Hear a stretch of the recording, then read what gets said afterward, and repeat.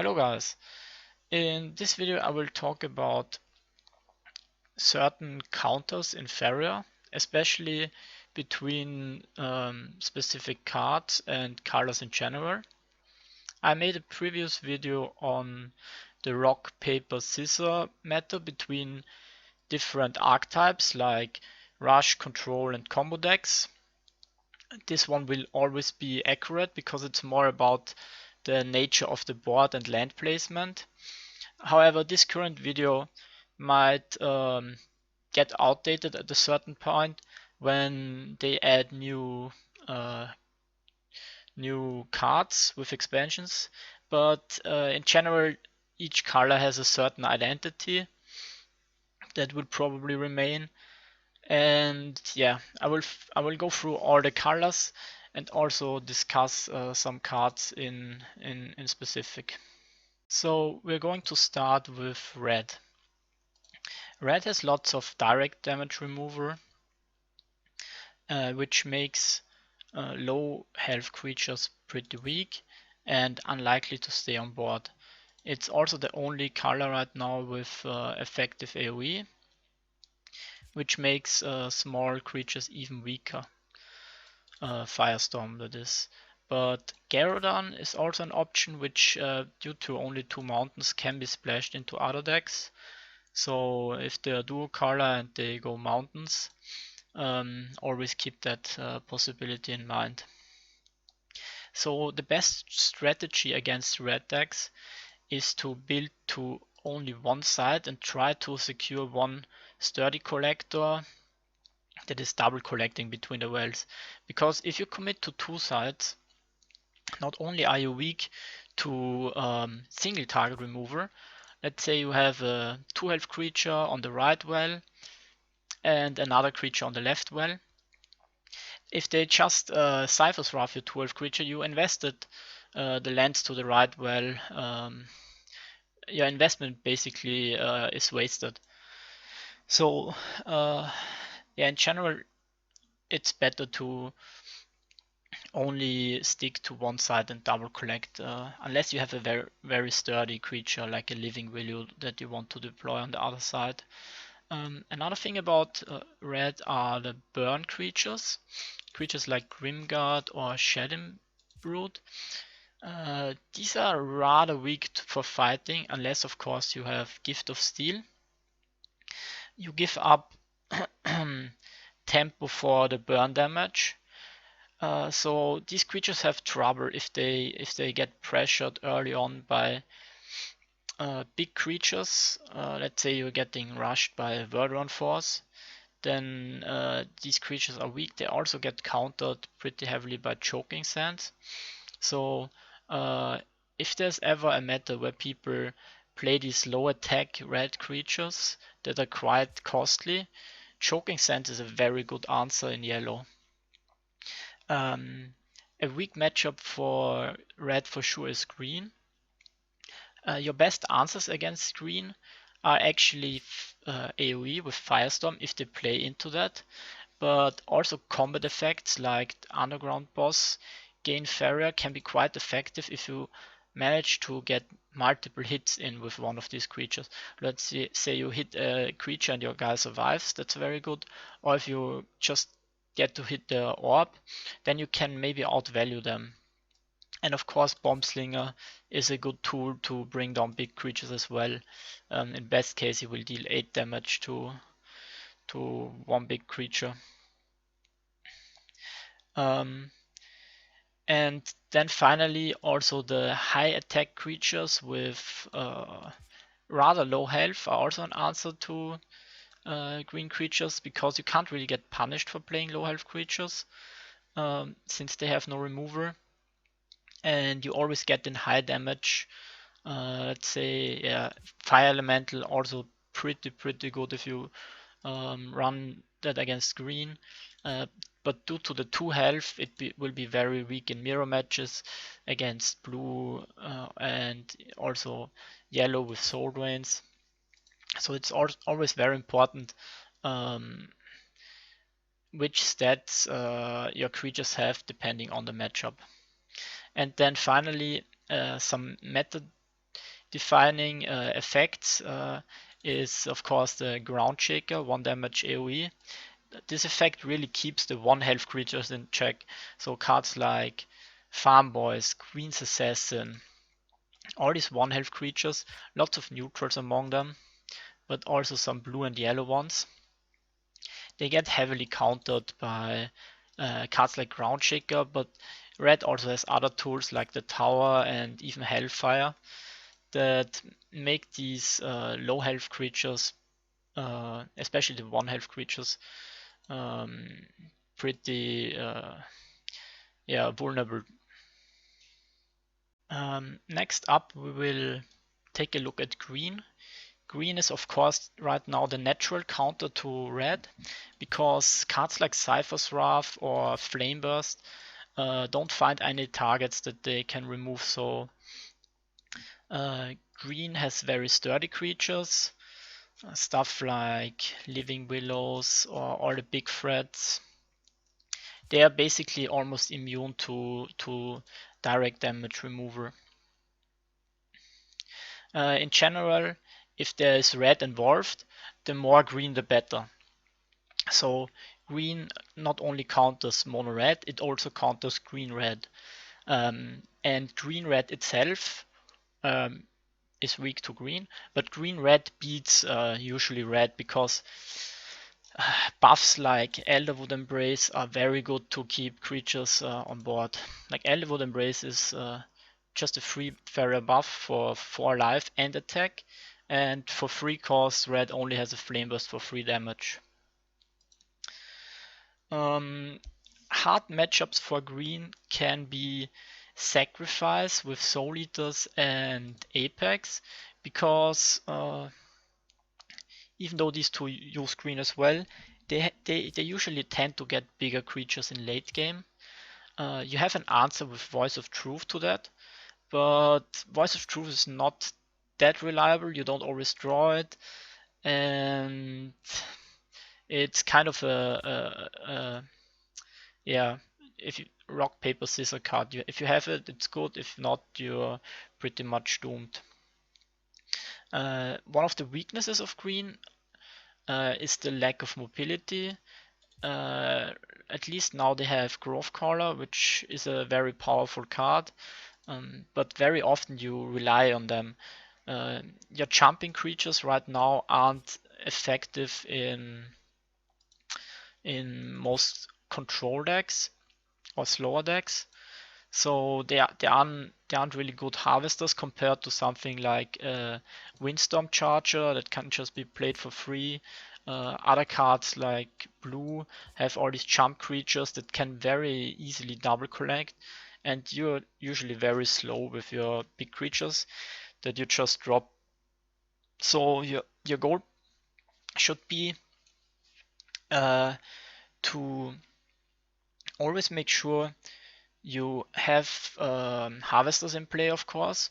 You can achieve that by swarming the board, if possible, if you have enough Faeria, to kind of play around hard removal, because of course the hard removal in blue and yellow as well is a very big problem. If you have only one creature in play as green player and they manage to remove it with hard removal, you're in a very weak spot. So against these colors, the best way to play around hard removal is to give them more threats that they can deal with in one turn.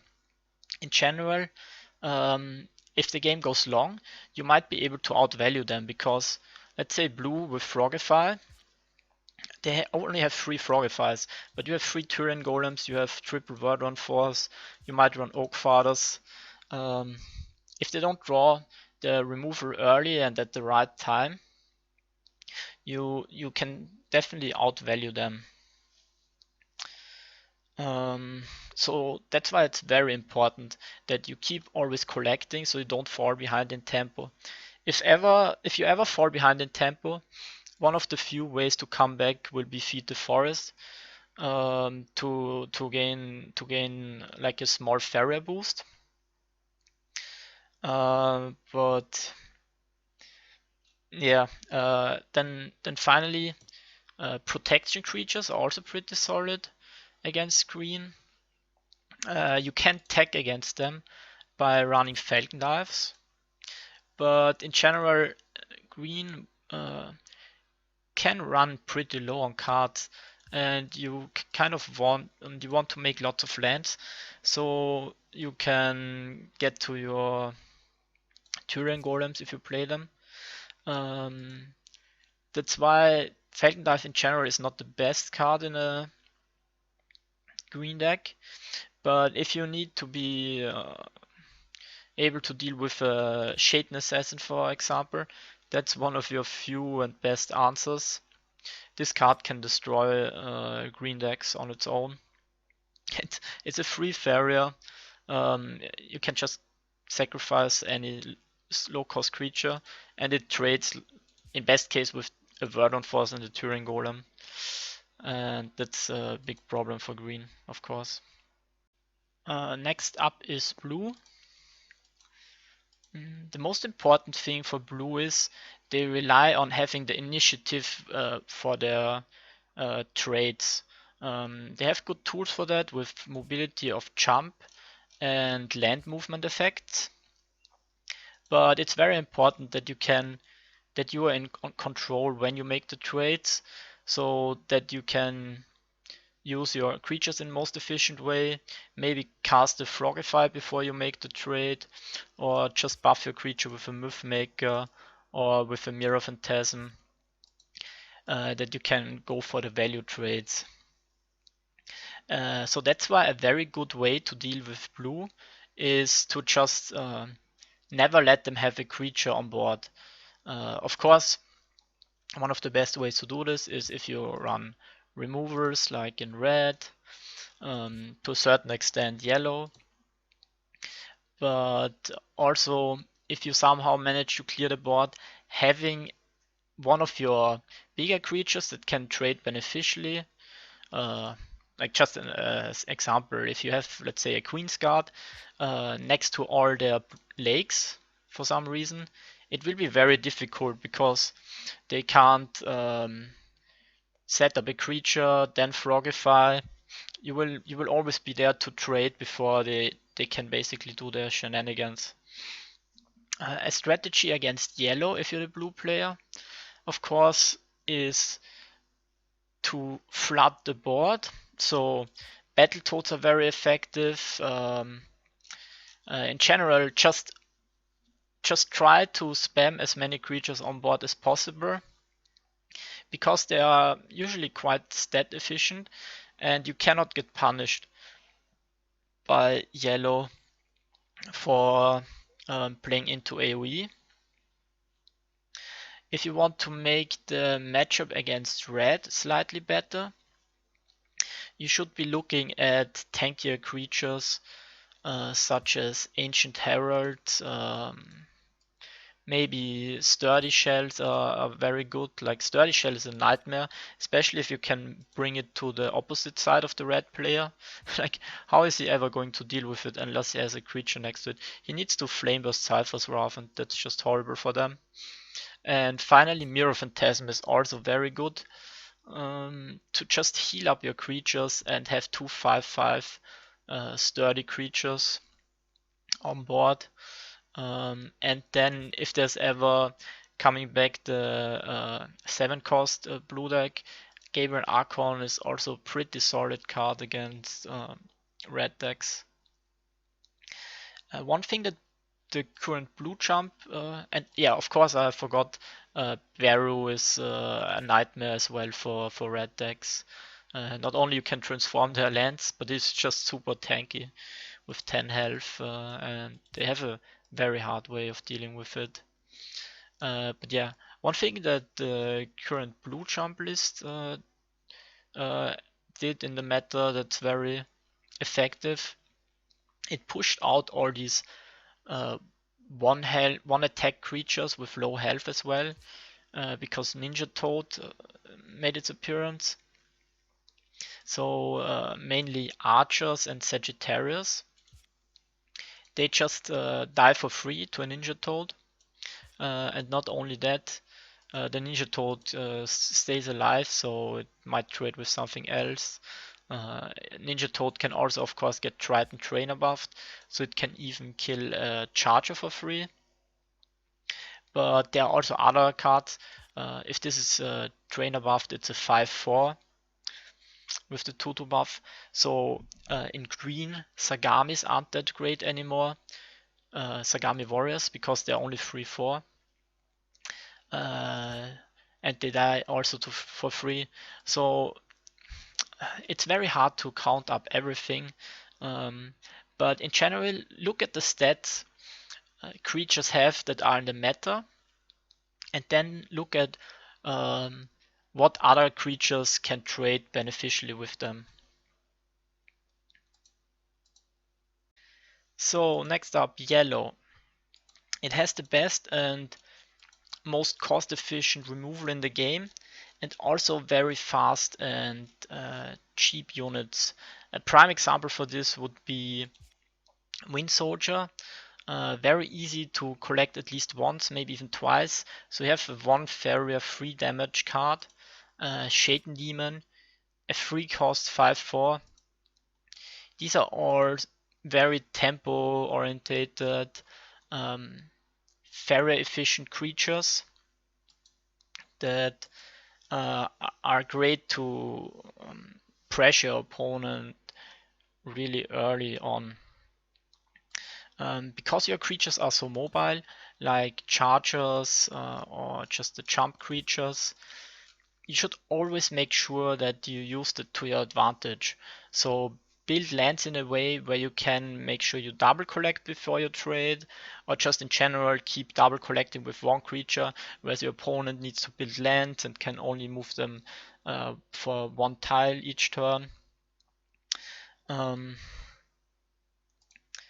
So yeah, collecting is one of the key aspects when you play yellow.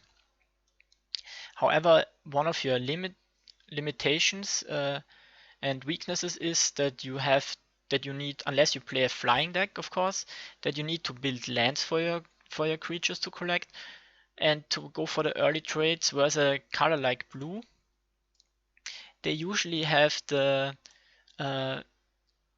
the advantage for the first trades with land movement effects, since they have a longer range. Yellow needs to build the lands to get close to the opponent, whereas blue can just push the lands. That's why it's also very important that you don't make lands for them. If you make lands for them and they have mobility and charge and push effects, you're doing them a huge favor. Not only because they have faster access to go for the trades, also because yellow decks usually tend to run low on card draw, so they are happy if they don't have to waste their ability wheel on making lands, and can draw cards instead. Yeah, and the hard remover is a great tool for keeping ahead in tempo. It's not really a comeback tool most of the time, like Last Nightmare. If you overpay for one Faeria, let's say you kill a 5 cost creature with a Last Nightmare, you can be happy about it if you have creatures yourself in play and it's the only creature for your opponent. But if you don't have a creature in play and your opponent has a board, you are never going to come back with this with trades like this. On the other hand, like you mentioned, if you have just any double collector like a charger in best case in play, and you manage to clear the board with these hard removal cards, you're going to snowball from this point on. And yeah, cards with stats that counter yellow creatures. One prime example for this would be Tyrannex and Ancient Herald, simply because currently in the meta, this might change. Like, it always depends on what creatures are ran in the meta. But all these creatures with 6 health and 4 to 5 attack, they one-shot your yellow creatures and they survive trade. So a Shaden Demon will die to these for free. and they stay alive. Windstorm Charger also only 4 health. Yeah, even the Mystic Beast is very sweet against if it gets the attack buff against yellow, because 4 to 5, like just 4 attack in general, is what you need to kill most commonly ran yellow creatures. And so you want to, even Demon Wing doesn't kill a Tyrannex. So try to look at the stats of creatures and see that are ran in the meta, and see what trades beneficially with them, so your creature stays alive and their creature dies for free. A very meta depending card also is Choking Sand. Choking Sand is basically the ultimate hard counter to Kingsguard and Queensguard. If they waste 6 Faeria and you can remove that for 4 Faeria, you made an extremely efficient trade. It's also an answer to other yellow decks, so if there's lots of yellow, you have an efficient answer to Kalim. And like there unfortunately aren't any better answers to Chargers. So if you can Choking Sand the Charger, especially when it's the only collector your opponent has, having Choking Sand is also very good. There are many more of these small details that basically depend on what's being ran in the meta, but in general, try to find out what's common in the meta. Also depending on if they add new cards, and just look at the card collection, see where could Choking Sand maybe help right now. Are there lots of people running free health creatures? Then Wind Soldiers are great. Is nobody running Ground Shakers right now? Then Deathwish Ghoul is an amazing card. It's a 1 cost 3/1 effectively. Is nobody running red or yellow? And lots of, maybe green decks, then a 5/2 can be great against green decks, because they have no 2 damage removal in green. You can abuse the flying ability, and 5 damage for free Faeria is a great way of dealing with these tanky green creatures. So yeah, I hope this was helpful, and thanks for tuning in. Bye bye.